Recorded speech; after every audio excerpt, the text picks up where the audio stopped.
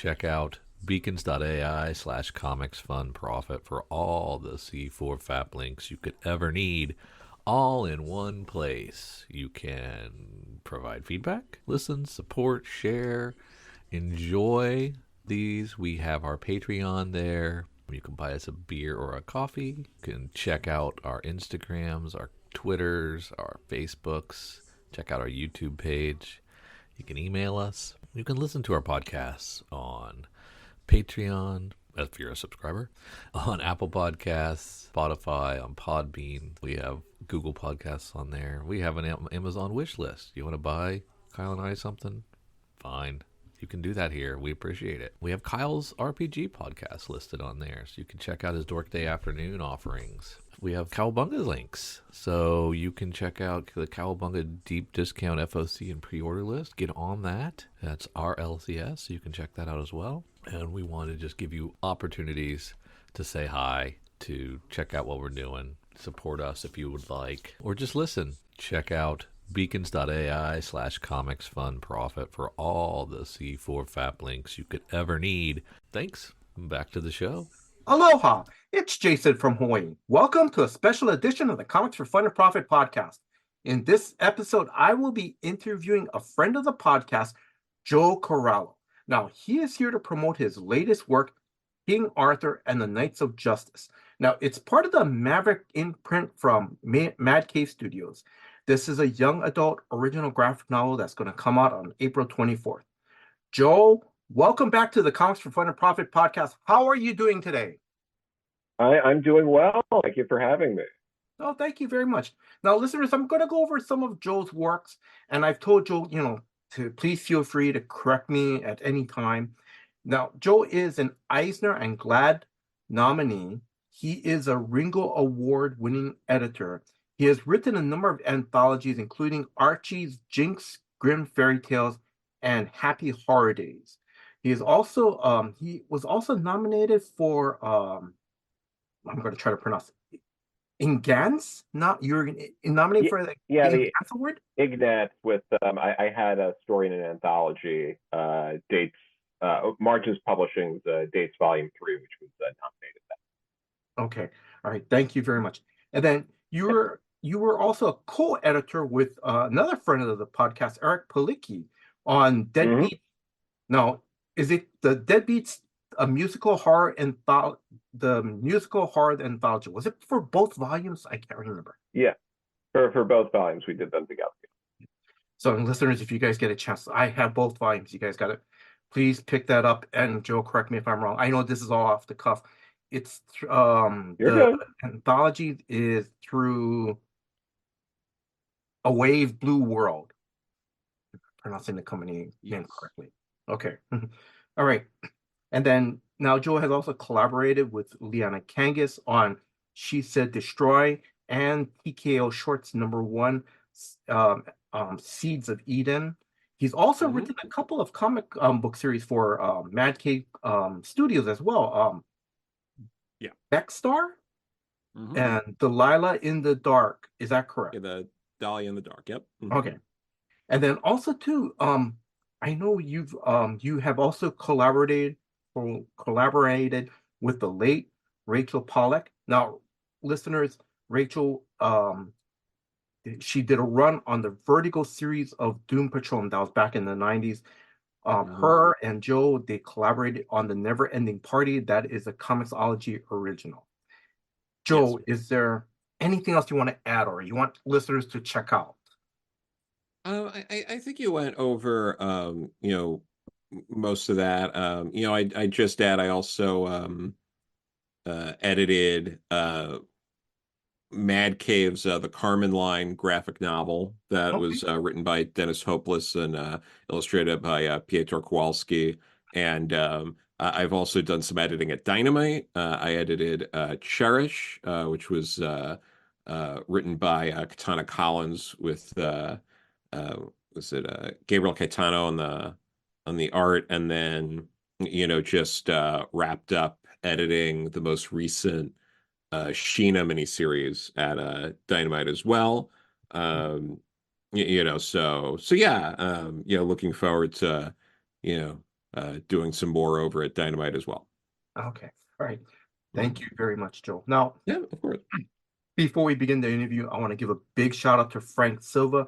He is the Mad Cave Studios marketing and communications coordinator. Frank, thank you very much for setting up this interview and for giving me an advance copy. Joe, would you like to add anything to that?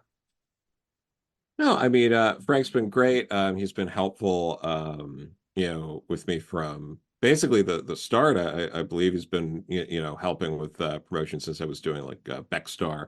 Mhm. Gotten to meet him, at a couple of shows as well. So, I appreciate, Frank and really everyone, across the board there. But, marketing they take, very seriously. I think Mad Cave is definitely one of the top publishers in terms of coordinating with creators on marketing and promoting their work.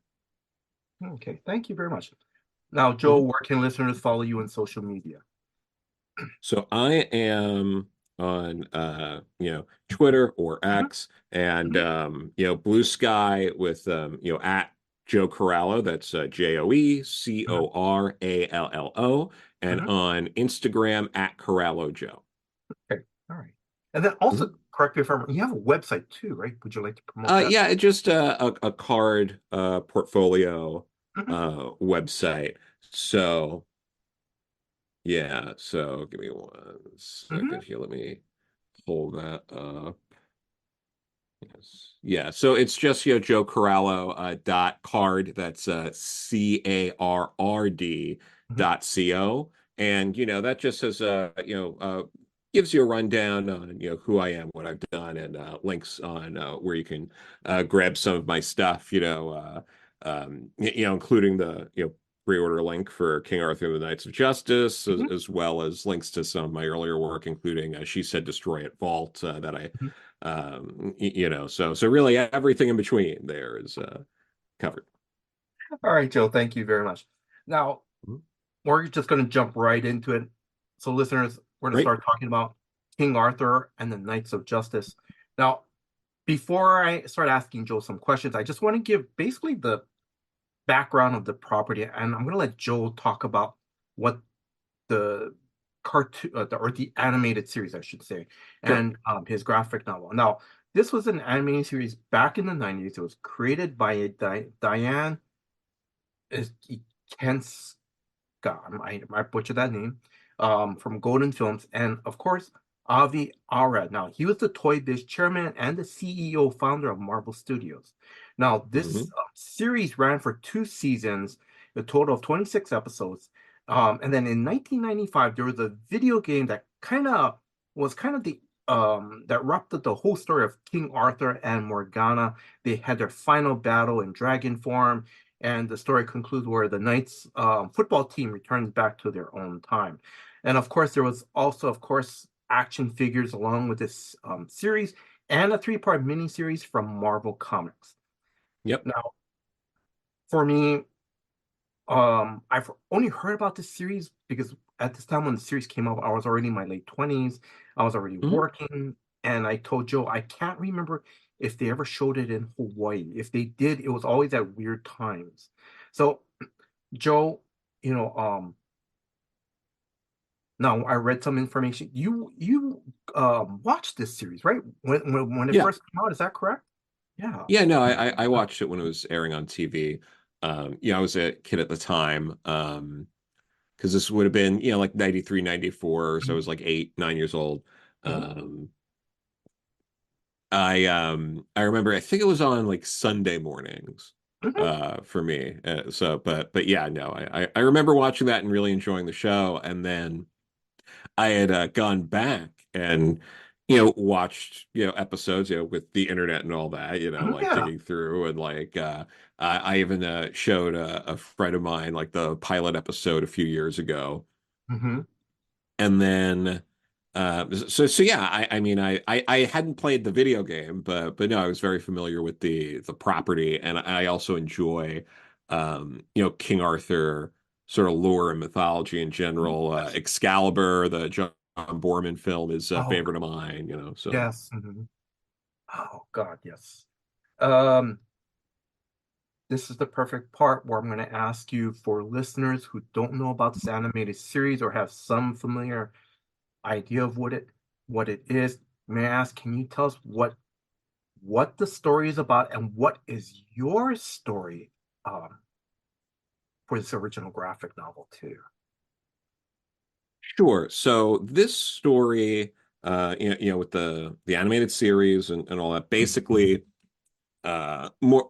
Morgana's defeated King Arthur Mhm. and the Knights of Justice. Okay. Basically, the Knights of the Round Table. There's a bunch of Yes. names that are like similar but not identical. So she's won, and now Merlin has to find 12 men who can work as one, that can fill that void and help save the original King Arthur and his knights.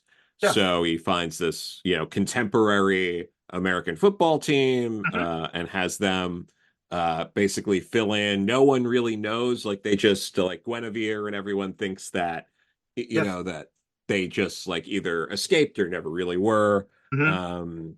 taken by Morgana, or she had failed. So it follows those exploits. With the show, Mhm.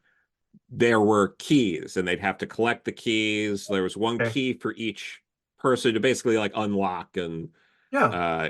restore them, which is a really good concept when you're working on doing a syndicated cartoon. Like if you Mhm. want to have a long form show with a lot of potential to stretch for many seasons, Mhm. that's a great plot device. But in doing this, we basically were trying to do a reboot Yes. of the material, updated a bit, Mhm. and went in a different direction from the keys, because it's that's conducive for dozens of episodes of a show, not so Yeah. much when you're trying to tell a story in like 120 pages. Yes. Yeah.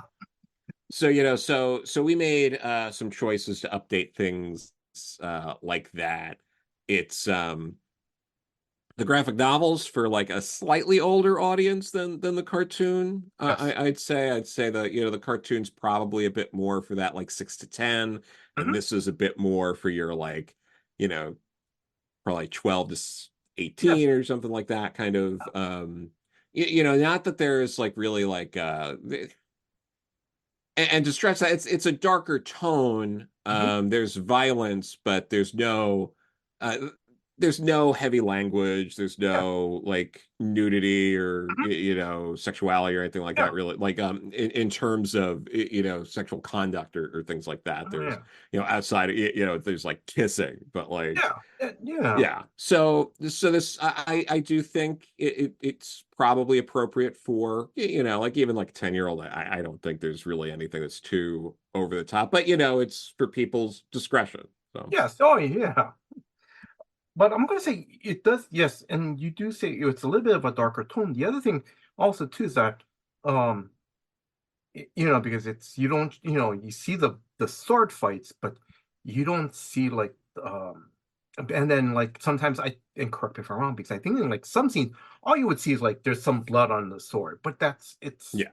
you have to have that because if not, then because then the teenager like, oh, come on, give me a break, No, absolutely. put Like this down, I think oh. that's yeah, I think that stuff is important, but yeah, I specifically put in notes in the script that for some of the violence to do some more like silhouetted stuff in Yes. certain moments, and I was particularly drawing inspiration from. There's that one issue of Uncanny X-Men where Wolverine is just tearing the Hellfire Club Yes. members apart, and that's kind of the way they do it, where it's like it's like the silhouettes and like a red panel and things like that, and Yes. I wanted to evoke that in the book. I know what scenes you're talking about because then all of a sudden you can see the back of the Hellfire Club guard. Wolverine does his strike, and all you can just see, and it's red, but all you see is you can see the guy's shirt is like shredded. Yeah. I know. Okay. All right. Well, sorry. Let's continue on because if not, we're going to be talking about X-Men for the whole Yeah, that's fine. All right. So how did you and Mad Cave Studios team up for this series? So I had already done a couple of books over Mhm. there. I had done, Beckstar. I did Dahlia in the Dark, and Beckstar happened because they had liked She Said Destroy that I did with Liana, and Liana has also done work with Mad Cave as well. And I had seen Chaz at Baltimore Comic Con in 2022. Mhm. And it was basically like I had wrapped up more or less my scripting duties on Die in the Dark at that point, because Mhm. Mad Cave does a very good job of like getting things done, ready in the can, beforehand, so that way, there's really no delays or anything like Mhm. that, or Yes. the delays are outside of getting it done, that may be printing or something like that. Yes. So I was talking to Chaz and was saying like, oh, if you any licenses or anything coming up, if you think I'd be a good fit, I'd be happy to throw my hat in the ring. And he had mentioned, well, did you ever watch, like Princess Guinevere and the Jewel Riders? And I was like, I never watched that, but I did watch King Arthur and the Knights of Justice. Mhm. And I said that not knowing that they had recently acquired the license. So it was like, oh, okay, well, let's keep in touch with that. And, we had further conversations, and it ended up leading to me getting the opportunity to write that book. Oh, that's so cool. All right. I know you mentioned that, Excalibur is one of your favorite movies. You love Hmm. King Arthur, the the lore and stuff like that. Hmm. How much research did you do for this book? Besides, I I mean, know you probably rewatched some of the episodes, right? yeah. No, I mean, rewatched some of the episodes, and Grant Morrison's novel Luda had come out, and I had read that, and that also derived a lot from Arthurian myth. So some of that probably also seeped Hmm. into the book. I and just some of the myth in general, because I wanted to add some of these other elements, like Merlin getting sealed in the oak tree and all of Yes. that in the beginning, was more from like different like Arthurian myths. So, Hmm. and I do have a nice copy of like Le Morte de Arthur Hmm. that I'll go through and reference some things as well. But the main driving force in terms of research was rewatching the series, and kind of building from there, and really wanting to focus on making the villains threatening, Yes. because I do think that people, you're going into this book, and you probably feel like, well, I don't know how King Arthur's going to lose. It's called Hmm. King Arthur and the Knights of Justice, so like, it'd be a real bummer if you read this, and they just lose to Morgana. So, but you have to take it as far as you can. You really have to elevate the threats, and so I really focused on that, and making sure that if you're reading this, you think, like maybe things aren't going to work out in Yes. the best. And they they kind of don't work out the best in some Yes. aspects. I don't want to spoil Oh no, things, yeah. but there's a lot, there's a lot to it. I wanted to have some layers to this, and not have it too black and white, total Hmm. victory, and all of that. So I want that was important to me, to have some twists and turns. Yes. Hmm. I know. Yes, and we're not going to spoil it. Yes. Before we continue on, because I want to ask you this off the cuff question: have you ever Mhm. read the DC Maxi series Camelot 3000? This I TV. haven't read it in a very Oh, long time. okay. So You I definitely really read. wasn't. I'm gonna need to, like, it's been on my list of things to like go back to, but you know, but in that same line, I have read in the past few years, more recently, um the Iron Man stories from 149, Oh 150, and then yes. 249, 250. I have that like IDW put out that like artist selects Uh-huh. Yes. line. So I have the Bob Layton one that has it like in like Yes. bigger than absolute size, and it's Yes. just gorgeous. Yes. Wow. Oh my God. That sounds great. Oh my God. So, sorry, I just wanted to just comment real quick before we continue on.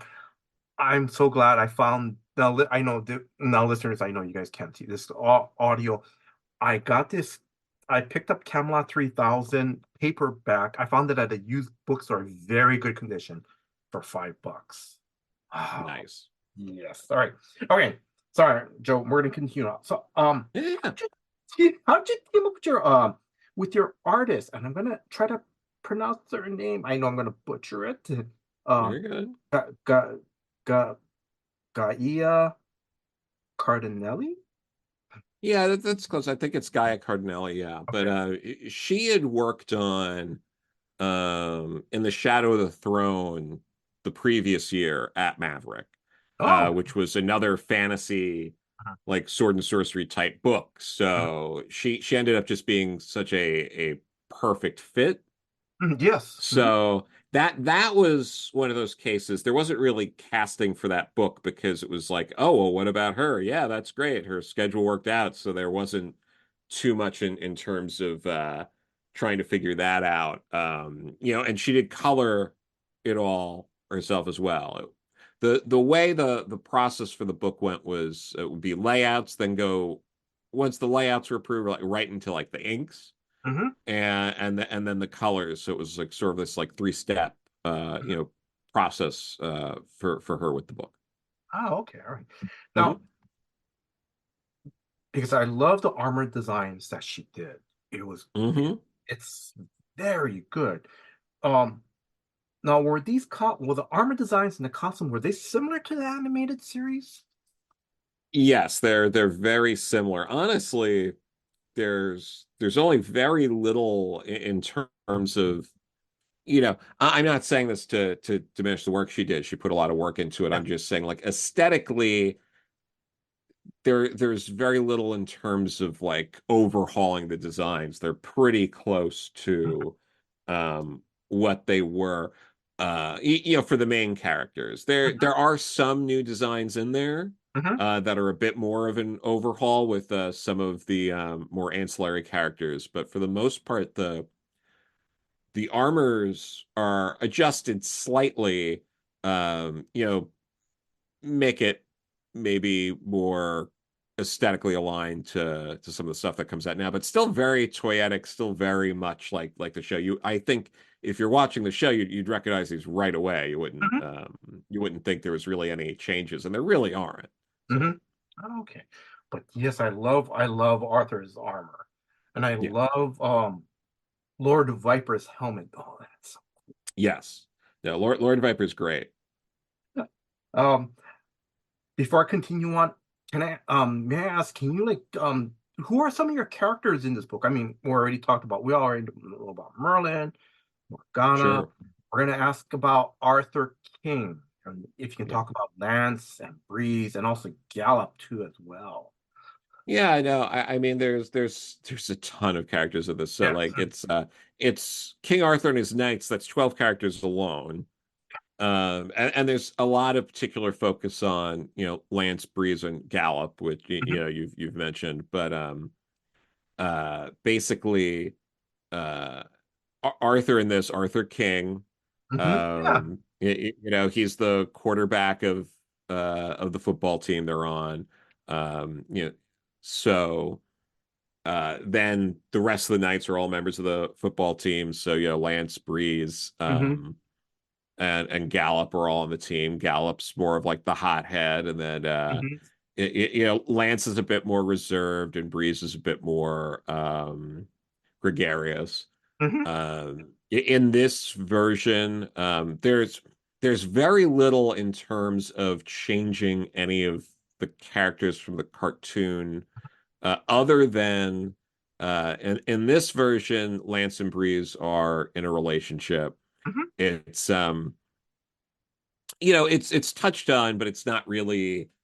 It was important for me that it's a matter of fact in the book, and there's some reference to it, but it's not just that there's more to it than that. It's not just, oh, we're just going to keep mentioning it. It's just that this is just a matter of fact thing It's yeah, going on. Yeah. because I'm gonna say that's the perfect segue because the thing, one of the scenes I I love in the story is when the Knights won the championship football.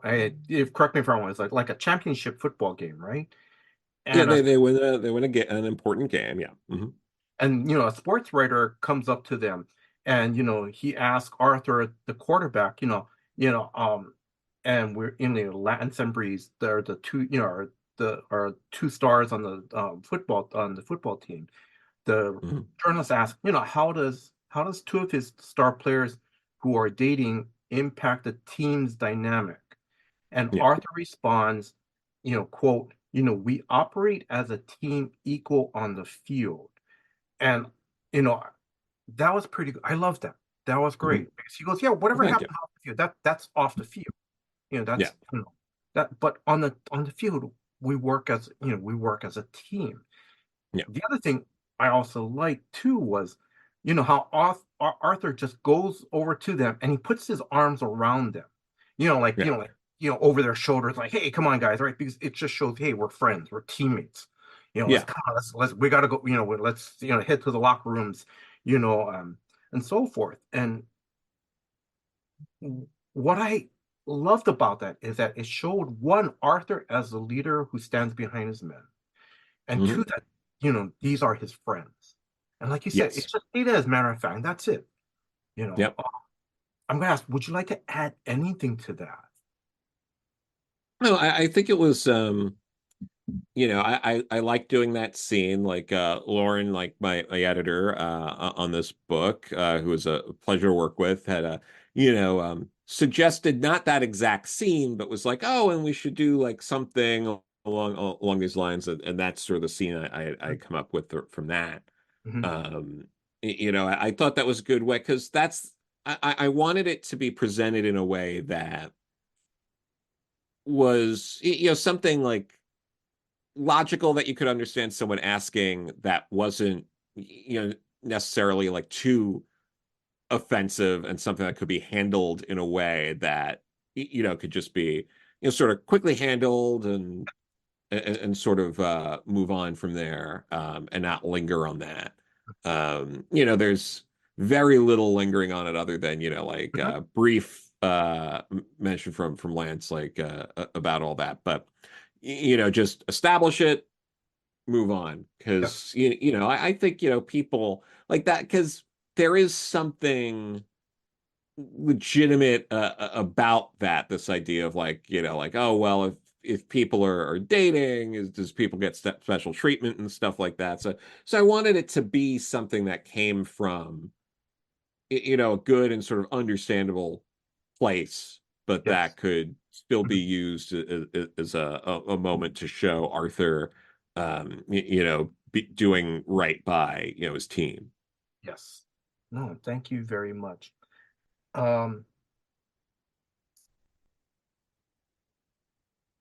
oh, I want to also point out too, there is there's another scene um in the book that I also kind of I love, where it's also sort of almost like this, like, you know whatever happens off the field, that's off the field, but if we're on the field, we operate as a team.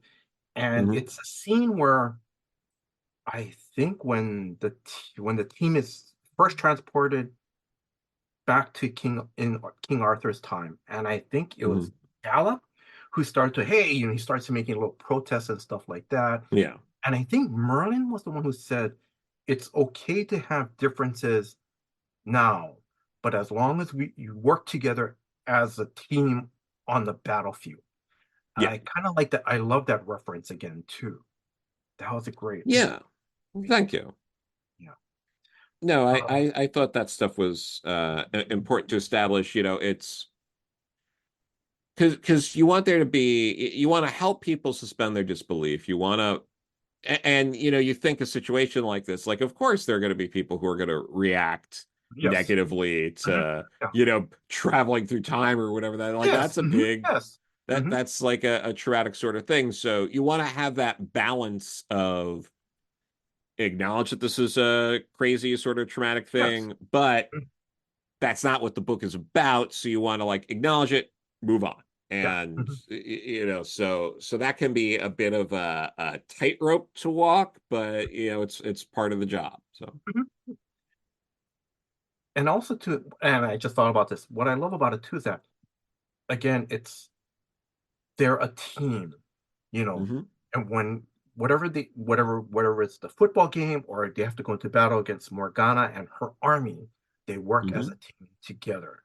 So that, like I said, I just thought that was just a nice kind of sort of reference again later in the book. Um, Yep, thank you.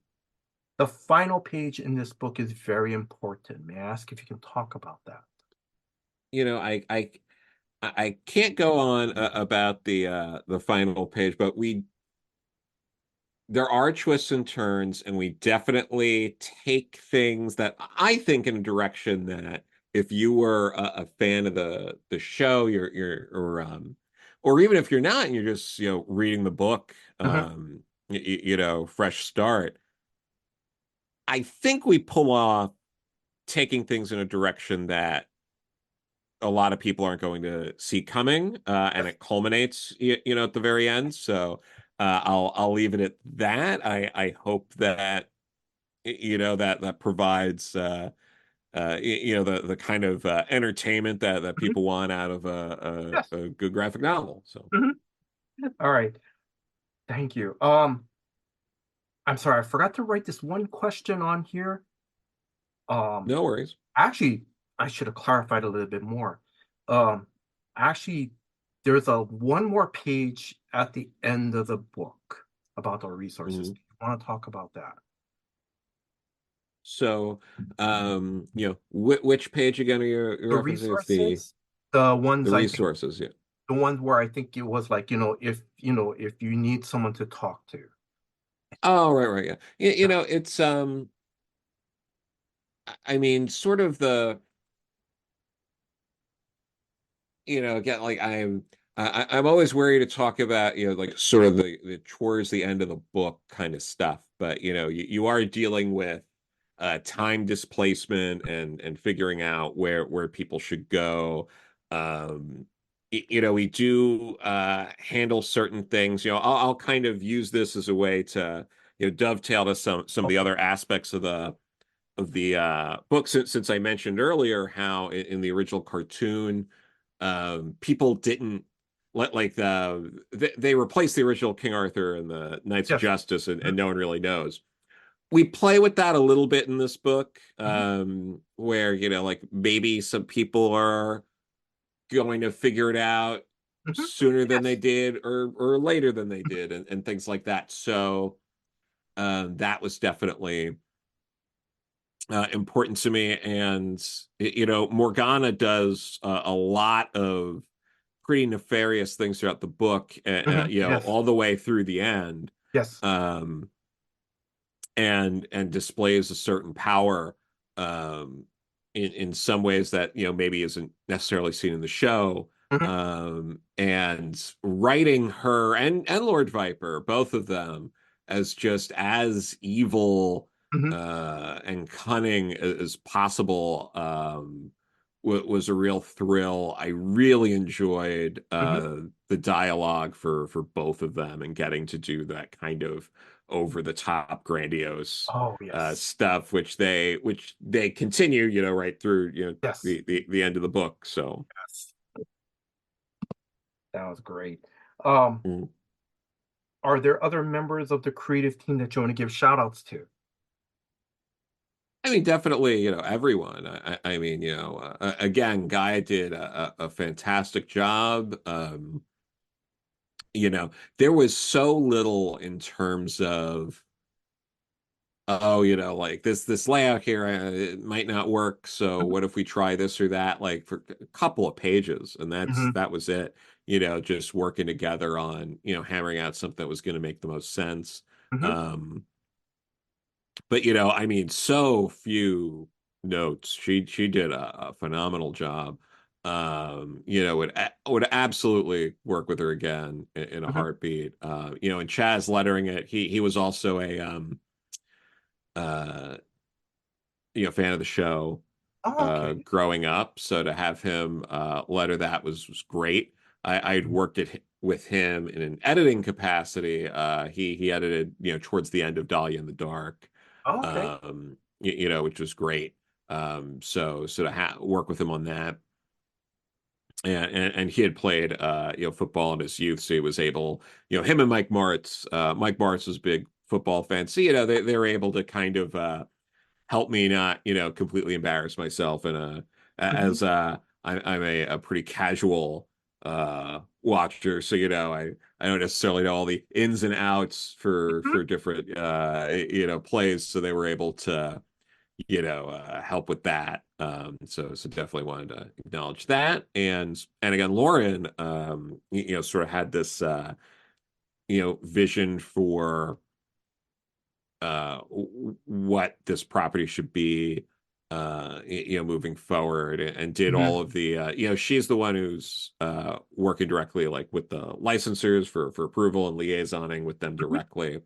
I don't, talk to them directly. Yeah. So Mhm, yeah. she does all that heavy lifting. She has to do all those meetings and this and that Yes. while Mhm. I get Yeah. to do the writing, and that's a lot of it's a lot of work. Mhm, That can really eat up a lot of work time, because Lauren is an editor. That wasn't her only book, mhm. so Yes. having to like liaise between all this and that for all these other properties within Maverick is a lot, and she's very passionate and is looking for places to promote, and Mhm. this and Yes. that, and what to do to elevate it. She's helped, what was it, she had some friends who do a podcast and had me on that Mhm. some months ago, as well. Was very excited to make that happen.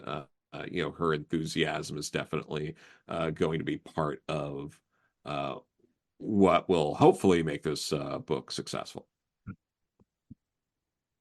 I'm going to ask you one final question about the book before I start wrapping things up. I know you Sure. said you're a fan of the animated series. Hmm. How excited were you when you got the call to do this? Oh no, I was very excited. It was because this was really beyond just getting to work on something that I was legitimately a fan of Hmm. growing up. That's always something great. But getting to do that, and getting to an opportunity to not only do that, like to prove yourself, to prove to myself that I could write these sort of like licensed characters, and Yes. these Mhm. um and that King Arthur and the Knights of Justice is a unique property, not only in that this was this like 90s cartoon that I grew up with, but King Arthur is also this just well-known mythological character, and so many of the characters in this book are all derived from that. Mhm. And there's this opportunity to get new fans, that people who aren't even aware there was a cartoon, that this Yeah. is a reboot of a franchise, because it's King Arthur, they know King Arthur. So I Mhm. think there's a unique opportunity here to expand the reach of this franchise through this book. So I'm excited to see that and how that goes as well. Okay. All right. Thank you very much. Mhm. Uh, what is your next convention or store appearance in the upcoming months? So the next big one is going to be C2E2, Okay. and the book is coming out the week of C2E2. So the book premieres on April 24th, Yes. and C2E2 is the 26th to the 28th. Oh, okay. So, Mad Cave will have a presence there. We'll be, Mhm, promoting the book.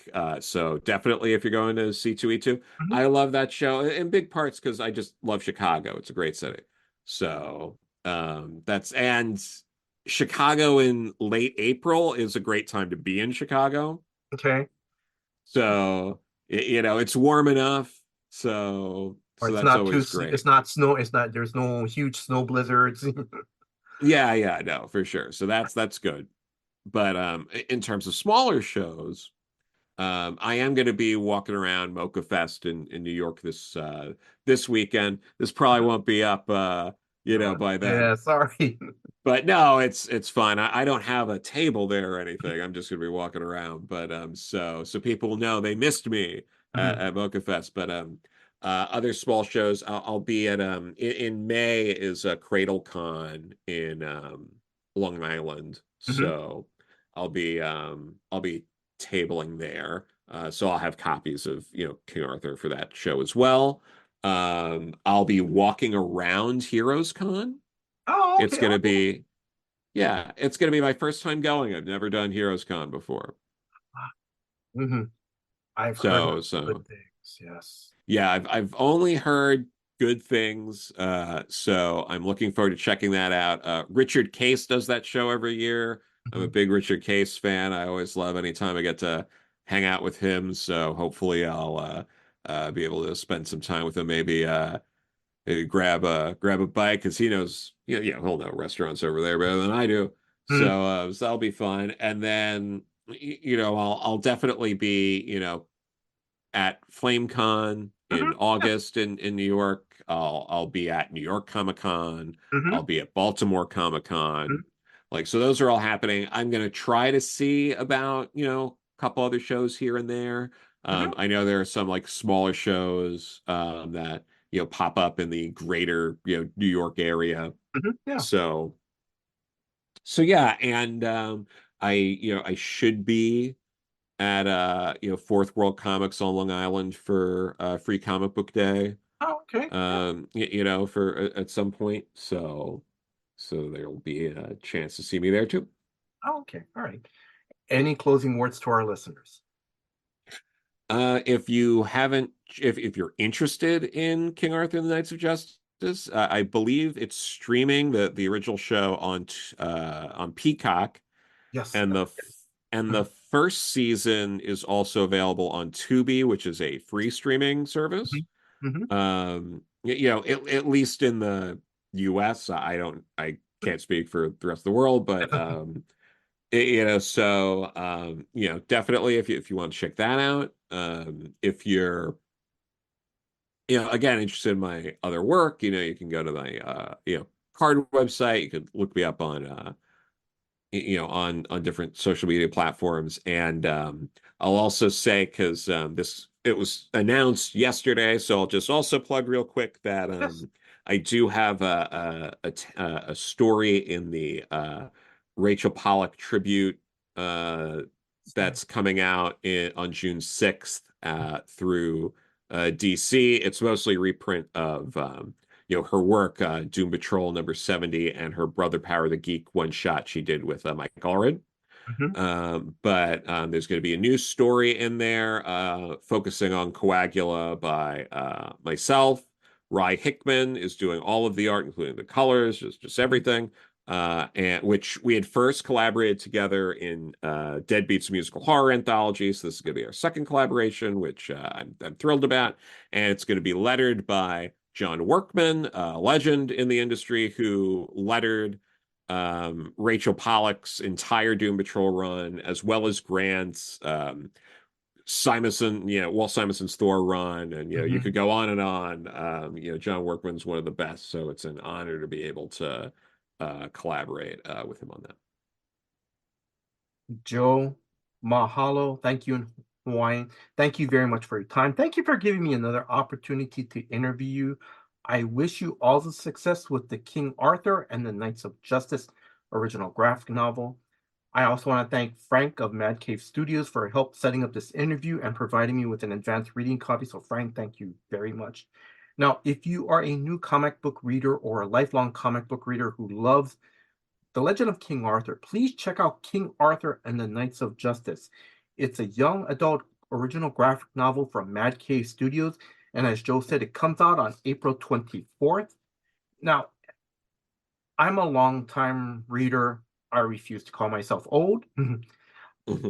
I read this story. I told Joe I enjoyed it. I loved it because it was a nice, fun adventure to read. So, listeners, if you guys get a chance, check it out. And if you are a teenager who loves to read comics, or also too, I love the art style. The art style kind of, and Joe, you can correct me if I'm this, but the art style kind of reminded me a little bit, had a little bit of the manga vibe to it. So I thought that was pretty good. And I know what I've heard is I think most teenagers nowadays are reading manga stuff right now. And teenagers, if you love reading comics, or manga, please consider, checking this original graphic novel out. And Joe, I just thought of this. It is so good that you and Mad Cave have teamed up to bring this property,